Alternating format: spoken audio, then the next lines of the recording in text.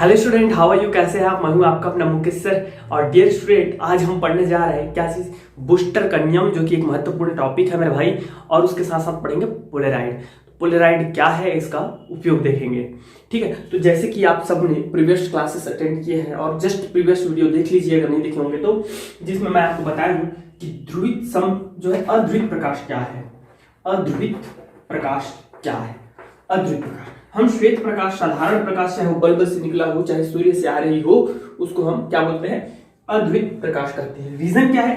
क्योंकि उस प्रकाश के चारों तरफ वैद्युत वेक्टर स्थित होते हैं। मतलब वैद्युत क्षेत्र, सीधी सी बात, वैद्युत सदिश, वैद्युत वेक्टर स्थित होते हैं। हम सबको पता है यार, प्रकाश क्या है? एक विद्युत चुंबकीय तरंग है जिसमें चुंबकीय गुण कम और वैद्युतिक गुण जो है अधिक प्रभावशाली होता है। इसलिए इसके जो चारों तरफ जो आपको दिख रही है, जिसकी आपने तरंगाग्र को मैं आपको अच्छे से समझाऊं, तरंगाग्र क्या होता है। यदि कोई सूर्य है या कोई प्रकाश का स्रोत है, एस सोर्स है, सोर्स ऑफ लाइट है, तो इससे कुछ समय पश्चात इसका जो प्रकाश निकलेगा, है ना भाई, हम उसको एक कण मान लेते हैं, सपोज कण मान लेते हैं। तो उसके चारों तरफ का जो प्रकाश के कण है वो समान रूप से समान कला में क्या करते हैं? कंपन करते हैं। और इन इसको अगर मैं ए बी सी डी मान लूं तो ये क्या होते हैं? ये जो प्रकाश के कण होते हैं यह भी एक प्रकाश सोर्स की भांति कार्य करने लगते हैं। और इससे पुनः क्या निकलने लगता है? इससे पुनः क्या निकलने लगेगा? तरंगाग्र निकलने लगेगा, जो कि पुनः क्या करता है? द्वितीयक तरंगिकाओं की भांति कार्य करता है हाइजेंस के अनुसार। ठीक है डियर, तो इस प्रकार से हम देखते हैं कि ध्रुवित प्रकाश को, जैसे कि आप लोग सूर्य ही बनाते थे, बचपन में भी बनाते थे, आज भी बनाते हैं। जब सूर्य बनाने के लिए हमको कभी भी मिलता है या बनाने की नौबत आती है तो हम सूर्य को कैसे बनाते हैं? इस प्रकार से, है ना भाई, ऐसा हम लोग बनाते हैं कि बनाते हैं क्योंकि इसके चारों तरफ प्रकाश जो है समान रूप से वितरित होता है। तो इसको बोलते हैं डियर अध्रुवित प्रकाश। अध्रुवित प्रकाश के मार्ग में कुछ ऐसा वस्तु माध्यम लाना जिसके कारण इसके प्रकाश संचरण, मान लो प्रकाश इधर संचरित हो रहा है, आगे की ओर बढ़ रहा है, ठीक है, तो प्रकाश संचरण के केवल और केवल लंबवत वैद्युत वेक्टर रह जाए और बाकी सभी वैद्युत वेक्टर समाप्त हो जाए। ठीक है, वैद्युत सदिश में कमी को ही हम क्या बोलते हैं? ध्रुवण कहते हैं। क्या बोलते हैं? ध्रुवण कहते हैं। जैसे कि ये देखिए, इसको मैं अच्छे से समझाया हूं, आप जाकर के एक बार देख लीजिएगा डेफिनेटली इसे प्रीवियस क्लास। ठीक है, इन सबको हटा करके केवल और केवल क्या हो? हमारा केवल और केवल ये वेक्टर, यदि ये वैद्युत वेक्टर बस रह जाए, अभिलंबवत प्रकाश संचरण की दिशा है, मतलब इस संचरण की दिशा है, और इसके लंबवत वेक्टर रह जाए और बाकी सब खत्म हो जाए, इसको हम लोग बोलते हैं ध्रुवण की घटना। और इस प्रकाश को बोलते हैं ध्रुवित प्रकाश। और इसके लिए जैसे कि मैंने यूज किया था टूरमैलिन का क्रिस्टल। इस चीज का क्रिस्टल? टूरमैलिन का क्रिस्टल। ठीक है जी, तो टूरमैलिन एक ऐसा क्रिस्टल होता है जो अध्रुवित प्रकाश को किसमें कन्वर्ट कर देता है? ध्रुवित प्रकाश में कन्वर्ट कर देता है। कई समय ऐसा भी होता है कि ये जो है ध्रुवित ना होकर के क्या हो जाता है? आंशिक ध्रुवित हो जाता है। और आप सबको पता है हम ध्रुवित प्रकाश को कुछ इस प्रकार से प्रदर्शित करते हैं, इस प्रकार या इस प्रकार से प्रदर्शित करते हैं। अध्रुवित प्रकाश को दो तरीके से शो किया जाता है, एक तो इस प्रकार शो करते हैं और दूसरा कुछ इस प्रकार से भी हम प्रदर्शित करते हैं, बीच में डॉट और उसके परपेंडिकुलर लाइन। ठीक है, और ध्रुवित प्रकाश को हम लोग इस प्रकार सिर्फ लाइन से, बीच में डॉट भी रखेंगे, सिर्फ लाइन से रहेंगे परपेंडिकुलर होके, या सिर्फ डॉट रहेगा, ये कहलाता है ध्रुवित प्रकाश। एक और होता है, कभी कभी ऐसा होता है कि कुछ किरणें या प्रकाश क्या हो जाता है? आंशिक ध्रुवित हो जाता है। आंशिक ध्रुवित किसे कहते हैं भैया? ये देखिए कुछ इस प्रकार से, ऐसा। ठीक है, मतलब ध्रुवण की घटना भी होती है, ध्रुवित प्रकाश भी निकलते हैं, लेकिन उसके साथ साथ में कुछ ऐसे प्रकाश भी निकल जाते हैं जिसमें सममिति की कमी कम होती है। वैद्युत वेक्टर में सममिति की कमी कम होती है, अर्थात उसमें कुछ मात्रा में अन्य दिशाओं में भी वैद्युत वेक्टर पाए जाते हैं, उसको बोलते हैं आंशिक ध्रुवित प्रकाश। अब मैं ये सब क्यों बता रहा हूं? क्योंकि अभी मैं जब बूस्टर पढ़ाऊंगा तो आपको ये समतल ध्रुवित, आंशिक ध्रुवित, ध्रुवित प्रकाश ये सब पता होना चाहिए। ठीक है, तब जाकर के आप जो है बूस्टर के नियम को अच्छे से समझ पाएंगे। चलिए देखते हैं बूस्टर का नियम क्या है। तो बूस्टर के अनुसार डियर स्टूडेंट, देखिए मैं इसका डेफिनेशन अच्छे से लिखाता हूं, लेकिन बट इसका पहले प्रयोग को देख लेते हैं थोड़ा सा। ठीक है, एक्सपेरिमेंट इन्होंने कैसे किया था। तो जब किसी पारदर्शी कांच से पर कोई प्रकाश आपतित किया जाता है। कैसा प्रकाश आपतित करते हैं ये भी देख लीजिए। कैसा प्रकाश आपतित करते हैं, सपोज कर लो ये Mn है या PQ है, ठीक है, PQ है। कोई ऐसा प्रकाश आपतित करते हैं जो कि अध्रुवित प्रकाश हो। कैसा प्रकाश हो, अध्रुवित प्रकाश हो। तो हम इसको ऐसे शो कर देते हैं, अध्रुवित प्रकाश को सबको पता है, अध्रुवित प्रकाश को इस प्रकार से शो किया जाता है ना। तो अध्रुवित प्रकाश आपतित किया जाता है। तो होता क्या है डियर, ये मान लो इसका क्या है, अभिलंब है, इस दर्पण का क्या है, अभिलंब है Mn। तो उससे परावर्तित जो परावर्तित प्रकाश है वो होता क्या है, वो आंशिक ध्रुवित हो जाता है। कैसा हो जाता है, आंशिक ध्रुवित हो जाता है, आंशिक ध्रुवित हो जाता है कुछ इस प्रकार से। ये देख लीजिए, है ना, इस प्रकार हमारा आंशिक ध्रुवित हो जाता है। ठीक है, जब किसी पारदर्शी कांच या दर्पण पर प्रकाश को आपतित किया जाता है, अध्रुवित प्रकाश को आपतित किया जाता है, तो वह परावर्तित होने के पश्चात आंशिक ध्रुवित हो जाता है। जैसे जैसे आपतन कोण के मान को बढ़ाते हैं, अब देखिए आपतन कोण कहाँ है ये बताइएगा। आपतन कोण हमेशा डियर स्टूडेंट, मैं आपको परावर्तन अपवर्तन अच्छे से पढ़ा चुका हूं। हम जब भी आपतन और परावर्तन कोण की बात करते हैं तो वो हमेशा अभिलंब के साथ बनता है। तो ये है हमारा क्या चीज, आपतन कोण आई, है ना। तो आपतन कोण जो है मान को जब बढ़ाया जाता है, मतलब इसको हम नीचे क्यों लाएंगे तो क्या होने लगता है, ये जो आंशिक ध्रुवित है वो धीरे धीरे खत्म होने लगता है और वो ध्रुवित होने लगता है। मेरी बात को समझिए, आंशिक ध्रुवित ना होकर के क्या होने लगता है, ध्रुवित होने लगता है। मान के चलो ऐसा देखो, आप ऐसा ये ध्रुवित हो गया, है ना, ये ध्रुवित हो गया। और जैसे जैसे मैं बढ़ाते जाता हूं तो एक स्थिति ऐसी आती है कि ये पूरा क्या हो जाता है, समतल ध्रुवित हो जाता है। मतलब ये जो हमारा प्रकाश है वो पूर्णतः क्या हो जाता है, ध्रुवित हो जाता है। तो वह कोण जिस पर हमारा परावर्तित प्रकाश पूर्णतः ध्रुवित होता है उस कोण को हम लोग बोलते हैं बूस्टर कोण। क्या बोलते हैं, बूस्टर कोण। याद रखिएगा बूस्टर का नियम नहीं है, अभी हम बूस्टर कोण पढ़ा रहे हैं, इसके बाद हम पढ़ेंगे बूस्टर का नियम। तो वह आपतन कोण का वह मान, आप लोग लिख सकते हैं, आपतन कोण का वह मान जिसके लिए किसी दर्पण पर आपतित प्रकाश परावर्तित प्रकाश, किसी दर्पण से परावर्तित प्रकाश पूर्णतः समतल ध्रुवित होता है, ध्रुवण कोण कहलाता है। आपतन कोण का वह मान, ठीक है, ध्रुवण कोण कहलाता, सॉरी यार, बूस्टर कोण कहलाता है। समझ में आ रही मेरी बात। अब इसको आराम से बढ़िया से डायग्राम फ्लो, मतलब इसका डायग्राम के थ्रू हम बूस्टर के नियम को समझते हैं और प्रूव करते हैं। ठीक है डियर, चलिए देखते हैं क्या है बूस्टर का नियम। बूस्टर का नियम देखते हैं डियर, बूस्टर का नियम क्या है। ठीक है, इसके लिए मैं एक बढ़िया सा फ्लो चार्ट, इसका डायग्राम बना देता हूं। सपोज करो कि ये हमारा PQ एक क्या है, पारदर्शी दर्पण है, ठीक है, और इसका Mn जो है हमारा क्या है, Mn इसका क्या है डियर, एक अभिलंब है। हाँ, एक अभिलंब की बात नहीं है, अभिलंब ही है, ठीक है।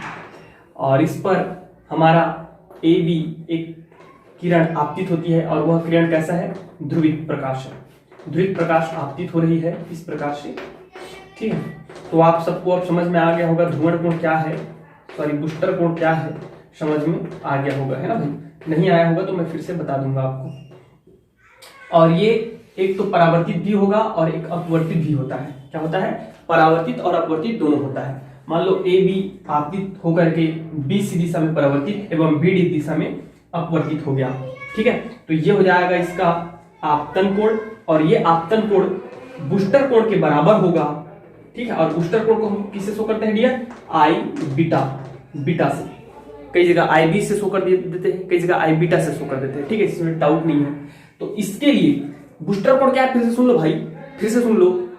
आपतन कोण का वह मान जिसके लिए किसी पारदर्शी दर्पण में से पर आपतित होने वाला प्रकाश परावर्तित होने के पश्चात पूर्णतः समतल ध्रुवित हो जाता है, ध्रुवण कोण कहलाता है। तो ये क्या हो जाएगा, पूर्णतः समतल ध्रुवित हो जाएगा। ये क्या हो जाएगा, पूर्णतः समतल ध्रुवित हो जाएगा, ठीक है, पूर्णतः समतल ध्रुवित हो जाएगा। माध्यम क्या है ये देख लीजिए, ये लिख देंगे आप लोग परावर्तित प्रकाश। क्या लिख देंगे, परावर्तित प्रकाश। और ये प्रकाश कैसा है, पूर्णतः समतल ध्रुवित है, पूर्णतः समतल ध्रुवित। मतलब ये ध्रुवित प्रकाश है, ठीक है, पूर्णतः समतल ध्रुवित प्रकाश है। कौन सा प्रकाश? एसी प्रकाश, बीसी प्रकाश। और ध्यान इस चीज का रखिएगा, क्या है, ये माध्यम है हमारा वायु और नीचे वाला माध्यम है कांच। ओके, और ये जो प्रकाश है डियर, ये जो प्रकाश है इधर से आपतित हो रही है प्रकाश, ठीक है, एरो का निशान बना दीजिएगा। और ये जो बीडी प्रकाश है वो है अपवर्तित प्रकाश। क्या है प्रकाश? है अपवर्तित प्रकाश, अपवर्तित प्रकाश। और इस प्रकाश को बोलते हैं हम लोग आंशिक ध्रुवित प्रकाश, आंशिक ध्रुवित प्रकाश। तो आंशिक ध्रुवित प्रकाश को हम लोग जो सिंबल से शो करते हैं वो कुछ इस प्रकार है, ठीक है। आप ऐसा 2 dot, 2 perpendicular line, 1 dot, 2 perpendicular line, ऐसा करके शो कर सकते हैं। समझ में आ रहा है? अब इस चीज को थोड़ा सा और जान लें, क्या कि ध्रुवण कोण का मान किस चीज पर निर्भर करता है भाई?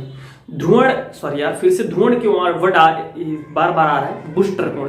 बूस्टर कोण का मान डिपेंड करता है डियर स्टूडेंट हमारा उस माध्यम के अपवर्तनांक पर और दूसरा उस प्रकाश के तरंग दैर्ध्य पर, ठीक है। जैसे कि हमारा कांच के लिए जो बूस्टर कोण का मान होता है, कांच के लिए होता है 57 डिग्री, ठीक है। और जल के लिए यही चीज जो होता है वो होता है 53 डिग्री। मतलब आपतन कोण का मान यदि 57 डिग्री है, 57 डिग्री है आपतन कोण का मान, तो उसके लिए हमारा जो परावर्तित किरण है कांच में, जो परावर्तित किरण प्राप्त होगा वो पूर्णतः समतल ध्रुवित होगा। समझ में आ रहा है? जबकि जल में जो परावर्तित किरण है, यदि आपका आपतित किरण 53 डिग्री में है तो परावर्तित किरण क्या होगा? हमारा पूर्णतः समतल ध्रुवित होगा। अब बात कर लेते हैं क्या चीज? बूस्टर का नियम पर। तो बूस्टर का नियम क्या होता है डियर? किसी भी माध्यम का अपवर्तनांक उसके बूस्टर कोण के स्पर्शज्या के बराबर होता है। That is mu that is equal to, ऊपर में लिख देता हूं मैं, mu that is equal to 10 I beta. बस इतना ही है हमारा क्या चीज? बूस्टर कोण का, सॉरी बूस्टर का नियम। क्या है बूस्टर का नियम? कि किसी भी माध्यम का अपवर्तनांक उसके बूस्टर कोण के क्या होता है? स्पर्शज्या के बराबर होता है। इस तरीके से हम, अगर हमें बूस्टर कोण पता है तो हम किसी भी माध्यम का अपवर्तनांक इस नियम की सहायता से निकाल सकते हैं। समझ में आ रहा है कि नहीं आ रहा बात भाई? समझ में आ रहा है कि नहीं आ रहा? अब देखिए अपवर्तनांक निकालने के कई तरीके सीख गए हम लोग। अपवर्तनांक is equal to sin i by sin r, सबको पता है स्नेल के नियम से। अपवर्तनांक is equal to v1 by v2। हाँ, एक माध्यम में प्रकाश की चाल एवं जब दूसरे माध्यम में प्रवेश करती है तब प्रकाश की चाल के अनुपात को भी हम लोग क्या कहते हैं? अपवर्तनांक कहते हैं। तो इस प्रकार से 3 तरीके से हम लोग अब अपवर्तनांक ज्ञात कर सकते हैं, ठीक है ना। अगर आपको फील हो रहा है, लग रहा है, वो चेक करने का तरीका होता है कि परावर्तित प्रकाश पूर्णतः समतल ध्रुवित है ना भाई? तो देख लीजिए कि उसका आपतित किरण कितना एंगल बना रहा है। जितना एंगल बना रहा है बस वही बूस्टर कोण है, और बूस्टर कोण को स्पर्शज्या tan थीटा की वैल्यू, थीटा की जगह में उस वैल्यू को रख दीजिए, ठीक है, एंगल को, और 10 को 10 पे रिप्लेस कर दीजिए। तो फिर जो भी वैल्यूज आएगा वही उसका क्या हो जाएगा? अपवर्तनांक हो जाएगा। That's all. समझ में आ रहा है कि नहीं आ रहा है? तो ये चीज होती है। तो बूस्टर कोण नियम समझ में आ गया। बूस्टर नियम बस नहीं है। अब देखते हैं इसकी व्युत्पत्ति कैसे हुआ। तो क्या है डियर स्टूडेंट, इसका व्युत्पत्ति कैसे लिखेंगे ये सुनिए। माना कि पी क्यू एक पारदर्शी अपवर्तक पृष्ठ है जिस पर ए बी एक अध्रुवित प्रकाश आपतित होता है। ए बी एक अध्रुवित प्रकाश आपतित होता है जिसका परावर्तित भाग BC है।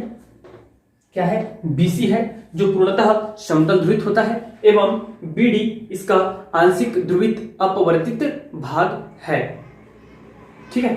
आप चाहे तो इसको एक काम करो यार, MN कर देते हैं, इसको MN कर देते हैं, इसको PQ कर देते हैं, ठीक है।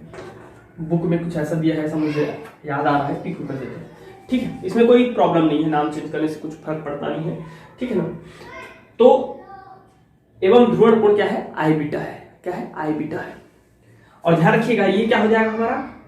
अपवर्तन कोण हो जाएगा। क्या हो जाएगा? अपवर्तन कोण हो जाएगा। और सबको पता है भाई, जब परावर्तित होती है तो आपतित किरण एवं आपतन कोण एवं परावर्तन कोण बराबर होता है, इसलिए इसका वैल्यू क्या हो जाएगा बता दीजिए मुझे? I बीटा हो जाएगा। इन दोनों का यार समझ में आ रहा है? अब यहां से लिखना स्टार्ट कीजिएगा। बूस्टर के अनुसार जब कोई जब कोई अद्वित प्रकाश बूस्टर कोण पर आपतित होता है तब अपवर्तित किरण एवं परावर्तित किरण एक दूसरे के लंबवत होते हैं।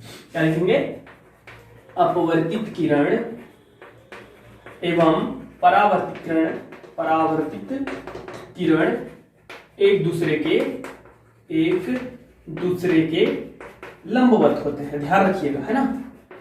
जब आपतित किरण क्या होता है? आपतित किरण बूस्टर कोण पर आपतित होता है। जब कोई अद्वित प्रकाश बूस्टर कोण पर आपतित होता है तो अपवर्तित एवं परावर्तित किरण एक दूसरे के लंबवत होते हैं।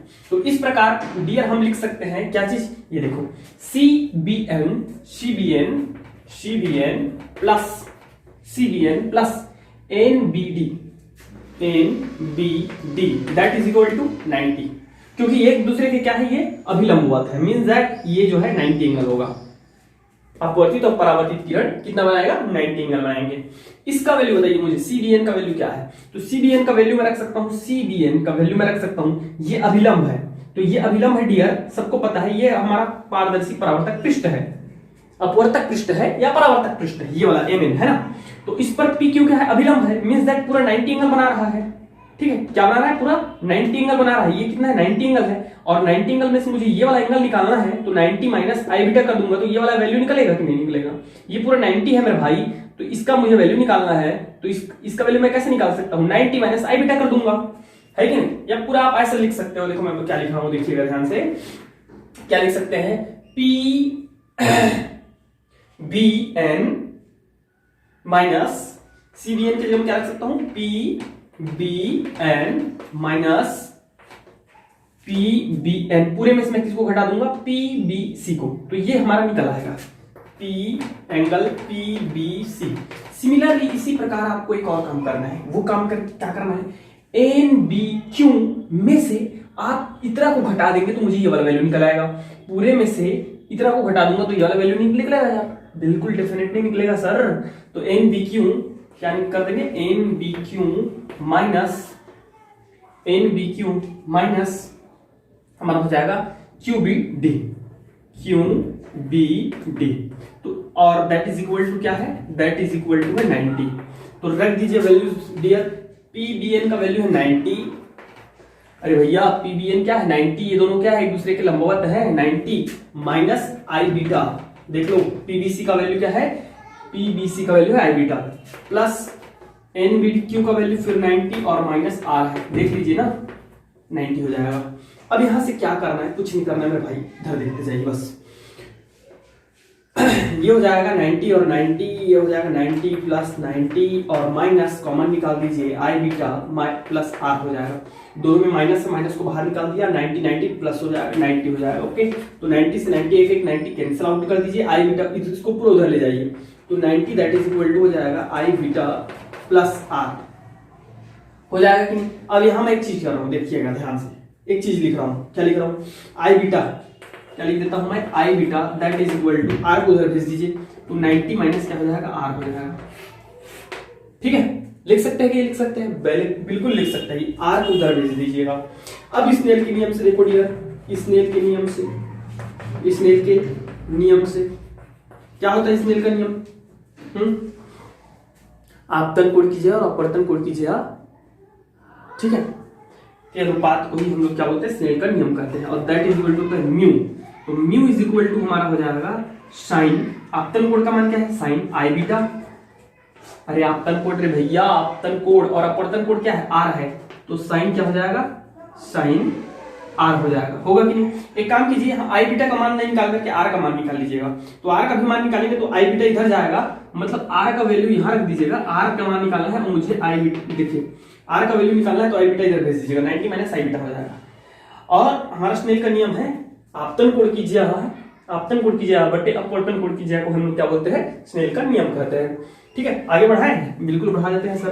तो ये हो जाएगा sine I beta divided by sine, R के प्लेस पे क्या रख देंगे हम लोग? 90 माइनस आई बीटा रख देंगे। क्या रख देंगे? 90 माइनस आई बीटा। अब ये बताओ मेरे भाई, 90 minus theta is equal to क्या होता है? कॉस थीटा होता है।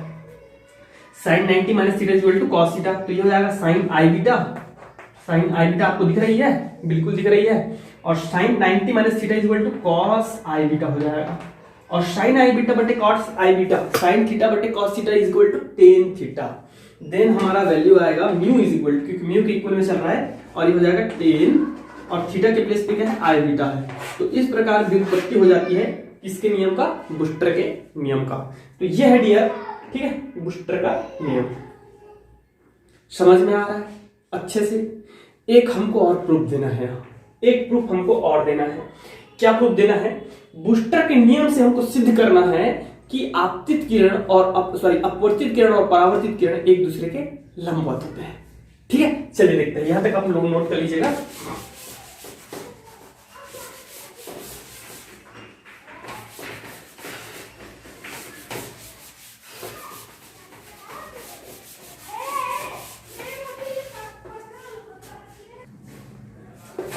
ये प्रश्न कुछ ऐसा आ जाता है डियर, क्या कि सिद्ध कीजिए कि ध्रुवण कोण की स्थिति में आपतित किरण और अपवर्तित किरण, ठीक है, एक दूसरे के क्या होते हैं, लंबवत होते हैं।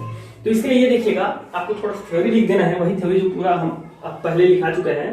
कि माना कि एक ए बी प्रकाश की किरण एम एन पारदर्शी परावर्तक पृष्ठ पर आपतित होती है और बी सी दिशा में परावर्तित होती है तथा बी डी दिशा में अपवर्तित होती है। थोड़ा सा लिख लीजिएगा, है ना। माना कि एक कांच नहीं है, कोई माध्यम है, कांच नहीं है, कोई माध्यम है, वहां भी था, यहाँ भी है, ठीक है, माध्यम है और कुछ नहीं है, कोई भी माध्यम हो सकता है। तो माना कि माध्यम का अपवर्तनांक म्यू है एवं आपतन कोण आई बीटा है। आपतन कोण क्या है, आई बीटा है। अतः स्नेल के नियम से, इसके नियम से, स्नेल के नियम से, तो स्नेल के नियम से हम सबको पता है, स्नेल के नियम से क्या हो जाएगा, sine mu is equal to sine I beta, क्योंकि आपतन कोण आई बीटा है एवं अपवर्तन कोण क्या है, आर है, जो कि यहाँ पे दिख रहा है आपको सबको, है ना भाई। तो इस प्रकार स्नेल के नियम से इक्वेशन 1। किंतु बूस्टर के नियम से हम सब जानते हैं बूस्टर के नियम से क्या होता है, mu that is equal to 10 I beta, होता है कि नहीं। अब एक काम कीजिएगा, दोनों इक्वेशन को इक्वेट कर दीजिएगा। तो ये हो जाएगा sine I beta divided by sine R that is equal to 10 I beta को हम लोग लिख सकते हैं डियर स्टूडेंट, क्या लिख सकते हैं, sine I beta divided by cos I beta, क्योंकि 10 I beta sine I beta बटा cos I beta is equal to 10 I beta, होता है कि नहीं होता है। बस इतना लिखना है आपको। पूरा रिवर्स चल रहा है, ठीक है। तो साइन आई बीटा से sine I beta cancel, sine R that is equal to हो जाएगा कॉस आई बीटा, होगा कि नहीं होगा भाई। अब मैं इसको लिख सकता हूं sine R that is equal to, इसको हम लोग लिख सकते हैं cos 90 minus I beta.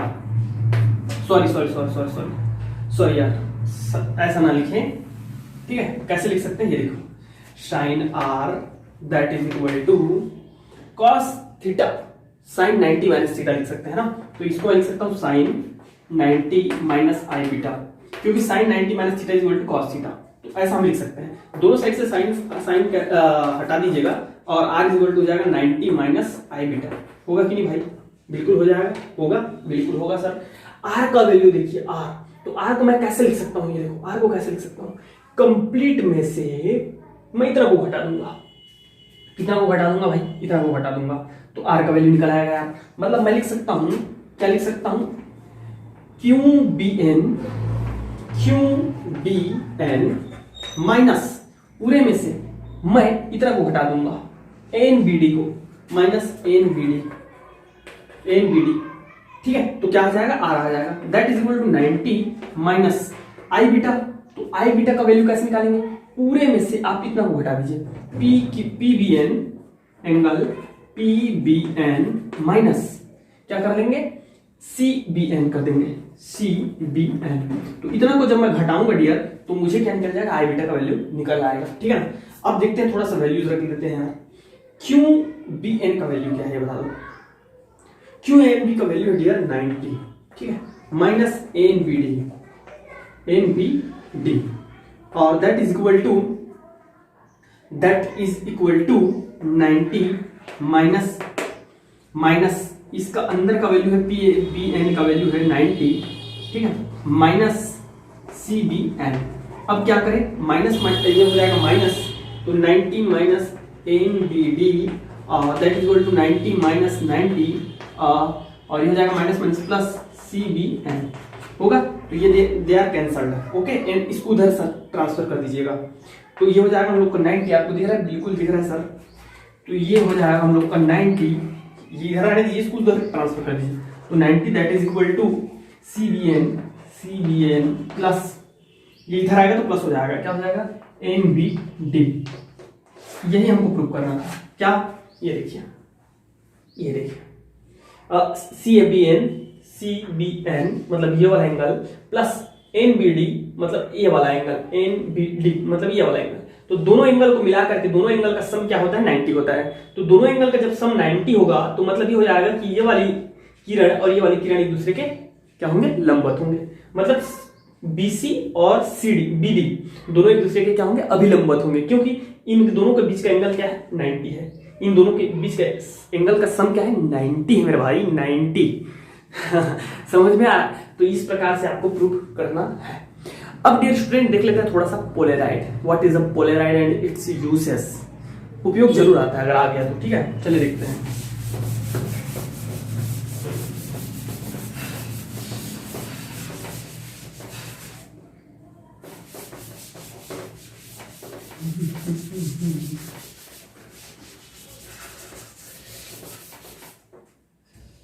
Polaroid ये अगर आता है डियर तो इसका उपयोग डेफिनेटली आता है, ठीक है। अगर आ गया ये पोलेराइड क्या है तो इसका उपयोग जरूर पूछेगा, ठीक है।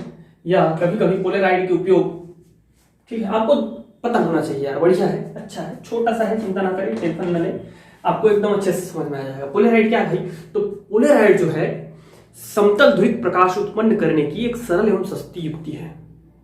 अब हमको समतल ध्रुवित प्रकाश की आवश्यकता क्यों होती है, कई कारण है।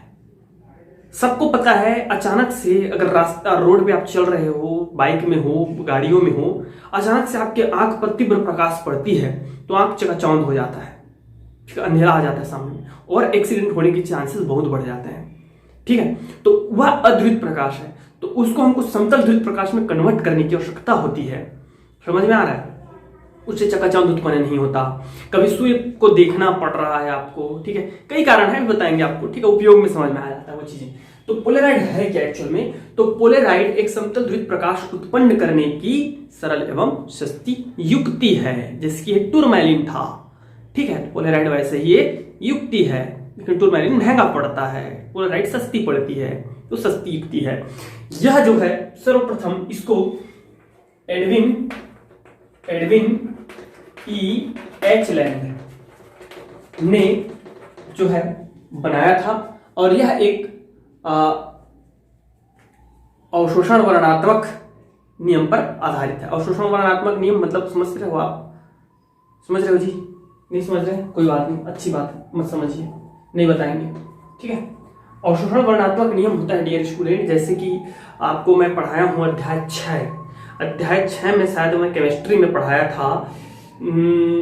ये जो होता है, आप ये वर्ड सुने होंगे, क्रोमेटोग्राफी, वर्ड सुने हैं क्या, है ना, ये वही चीज है, ठीक है। अवशोषण और डेवार विधि केमिस्ट्री में ही पढ़ाया था मैं। विभिन्न जो है आपका नोबेल गैसों का पृथक्करण किस विधि से किया जाता है, डेवार विधि से। और डेवार विधि किस चीज पर आधारित है, अवशोषण वर्णनात्मक नियम पर ही आधारित है, ठीक है। चारकोल जो है भिन्न भिन्न टेम्परेचर पर भिन्न भिन्न गैसों को अवशोषित कर लेता है, एब्जॉर्ब कर लेता है, ठीक है। तो यह किस नियम पर आधारित है, अवशोषण वर्णनात्मक नियम पर आधारित है। अब बात करते हैं इसको बनाया कैसे जाता है।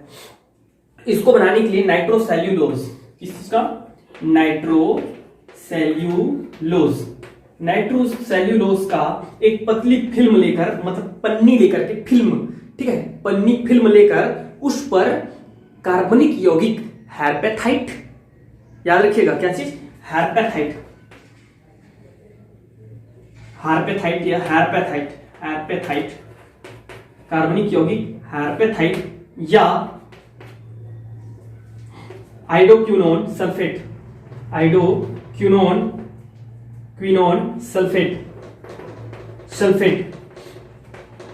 के बारीक चूर्ण रूपी यौगिक को इस प्रकार से बिछाया जाता है, उस फिल्म पर इस प्रकार से बिछाया जाता है कि वे एक दूसरे के, उनके प्रकाशिक अक्ष, सबके प्रकाशिक अक्ष एक दूसरे के समांतर हो, ठीक है।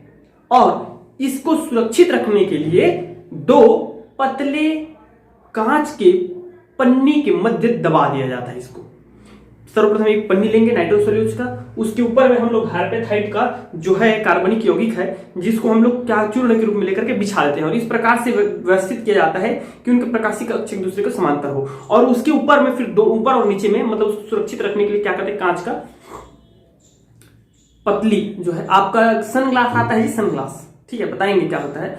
तो पतली फिल्मों के द्वारा उनको दोनों को दबा दिया जाता है बीच में, मध्य में, मतलब ऐसा रख दिया जाता है उसको। ठीक समझ में आ रहा है? तो इस प्रकार इस चीज को बनाया जाता है। ठीक है डियर स्टूडेंट, अभी करता क्या है ये सुनिए, करता क्या है भैया।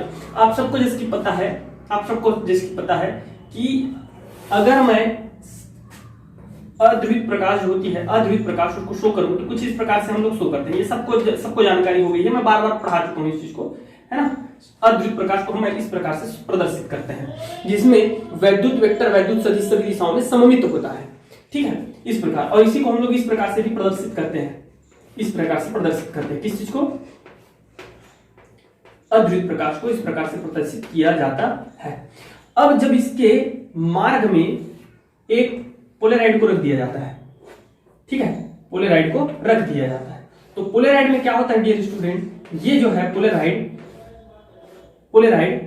ठीक है, पोलेराइड क्या करता है, इस अद्वित प्रकाश के केवल उन्हीं वैद्युत वेक्टर को जाने देता है जो इसके प्रकाशीय कक्ष के समांतर होते हैं। तो देखिए ध्यान से, अगर प्रकाश इस दिशा में संचरण हो रहा है तो केवल ये वाला वेक्टर जो है, आपको ये वाला वेक्टर जो दिख रहा है, वही केवल इसके प्रकाशीय कक्ष के समांतर है, इसलिए केवल वही गुजर पाता है और बाकी सब वैद्युत वेक्टर क्या हो जाते हैं, कट जाते हैं, रुक जाते हैं यहां पर, ठीक है। यह पोलेराइड।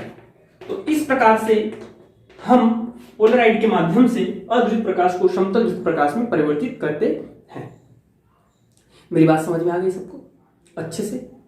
ठीक है। तो क्या होता है, जब किसी अद्वित प्रकाश को पोलेराइड में से गुजारा जाता है तो उसके समांतर, पोलेराइड के प्रकाशीय कक्ष के समांतर वैद्युत वेक्टर पोलेराइड के पार करके निकल जाते हैं, किंतु अन्य दिशाओं के सममिति में कमी आती है, अतः हमें ध्रुवित प्रकाश प्राप्त होता है। इसका ध्रुवक और विश्लेषक के रूप में भी उपयोग किया जाता है। ध्रुवक और विश्लेषक क्या है, सबको पता होगा। ध्रुवक और विश्लेषक ये है डियर, ये यदि हमारा अध्रुवित प्रकाश है तो यदि हम ध्रुवक के रूप में पोलेराइड का उपयोग करते हैं तो वो ध्रुवित कर देता है। ध्रुवित करने वाला ध्रुवक कहलाता है।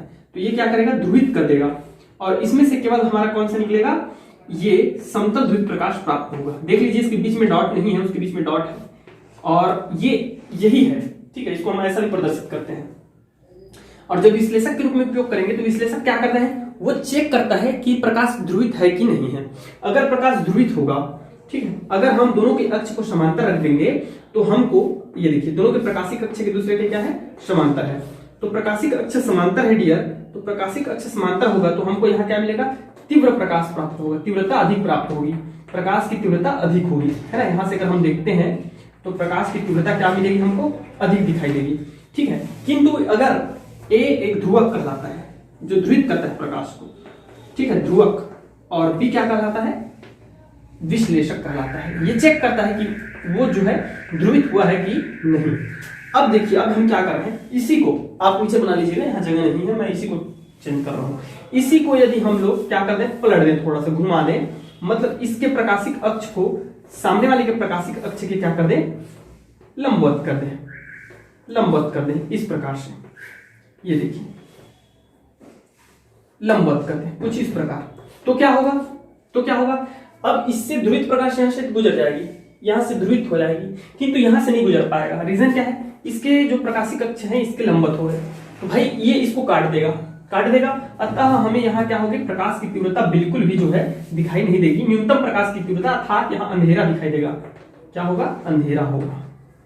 समझ में आ रही है, ये हुआ कैसे, ये ऐसे है, ये देखो, एक हमारा ये पोलेराइड है ऐसा, ठीक है, इसके प्रकाशिक अक्ष, एक और पोलेराइड है, इसका भी प्रकाशिक अक्ष ऐसा ही है। तो जब इस पोलेराइड को इस पोलेराइड के ऊपर में रखेंगे तो दोनों के प्रकाशिक अक्ष समांतर होंगे, अर्थात हमको ऐसा दिखेगा, और ऐसा दिखेगा तो यहां से इसके अभिलंबवत वैद्युत वेक्टर के अभिलंबवत जो वैद्युत वेक्टर है वो गुजर जाएंगे।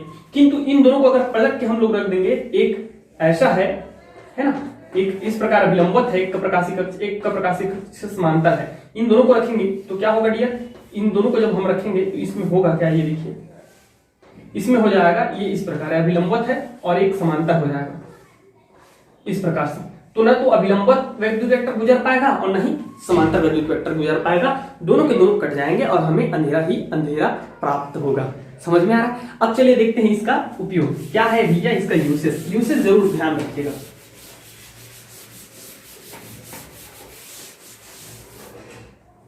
उपयोग फर्स्ट लिखेंगे समतल ध्रुवित प्रकाश प्राप्त करने में, समतल ध्रुवित प्रकाश प्राप्त करने में। थोड़ा सा अगर 2 लाइन लिखना है आपको तो क्या क्या लिख सकते हैं, लिख दीजिएगा। पोलराइड एक ऐसी सस्ती युक्ति है जिसके द्वारा जब उस पर कोई अध्रुवित प्रकाश आपतित होती है तो उसके पश्चात जो वहां से गुजरने वाली प्रकाश कौन सा प्राप्त होता है, ध्रुवित प्रकाश प्राप्त होता है। ऐसे लिख दीजिएगा थोड़ा सा 2 लाइन, ठीक है। दूसरा डियर स्टूडेंट, दूसरा है हमारा प्रकाश की चकाचौंध को दूर करने में, प्रकाश की चकाचौंध को दूर करने में। कैसे करते हैं इसको दूर, तो आप सबको पता है धूप के चश्मे, तो धूप के चश्मे में होता क्या है, धूप का चश्मा जो होता है उसमें लेंस के रूप में पोलराइड का उपयोग किया जाता है, जिससे उस पर पड़ने वाली प्रकाश की किरणें चकाचौंध जो है दूर होती है, ठीक है। नहीं तो सामान्य जो पर किसी भी वस्तु से परावर्तित होकर हमारे आंखों पर पड़ने वाली जो प्रकाश होती है वो क्या होती है, ध्रुवित प्रकाश होती है, सॉरी अध्रुवित प्रकाश होती है, तो जिससे चकाचौंध उत्पन्न हो सकता है, ठीक है जी। इसलिए धूप के चश्मों में इसका उपयोग किया जाता है। तीसरा क्या है, बादलों में चमकने वाली बिजली का फोटोग्राफी में आप फोटोग्राफी में बस लिख दीजिएगा चमकने वाली बिजली का फोटोग्राफी में।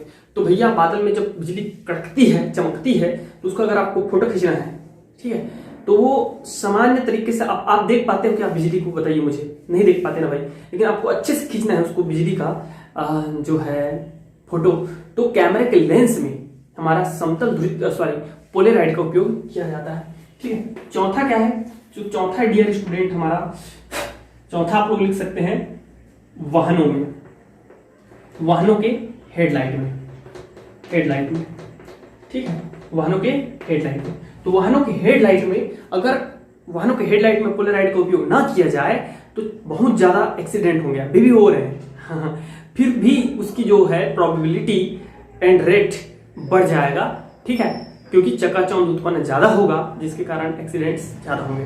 समझ में आ रहा है? तो इसलिए हेडलाइट में कौन सा उपयोग किया जाता है, पोलराइड उपयोग किया जाता है, ताकि उससे निकलने वाली प्रकाश ध्रुवित प्रकाश हो, ठीक है जी।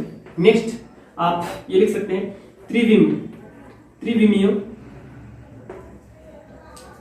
त्रिविमीय चित्रों को देखने में, ओके, ऐसा लिख सकते हैं देखने में। और एक और लिख सकते हैं धातुओं के प्रकाशिक गुणों के अध्ययन में, धातुओं के प्रकाशिक गुण के प्रकाशिकीय गुण के अध्ययन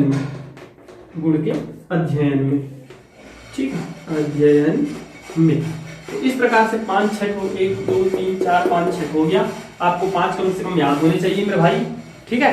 और इस प्रकार हमारे इस चैप्टर का हो जाता है द वाला इंद। कौन से चैप्टर का? तरंग प्रकाश की, ठीक है। तो इस प्रकार हम पूरे 10 चैप्टर फिजिक्स का, ठीक है, क्लास 12 फिजिक्स का 10 चैप्टर पूरा हर एक टॉपिक के साथ पूरे चैप्टर को कंप्लीट कर चुके हैं, ठीक है। और इसी प्रकार आगे जितने भी चैप्टर्स बचे हुए हैं उनको डेफिनेटली कंटिन्यू आपको जो है पढ़ाया जाएगा। तो आप हमारे साथ बने रहें।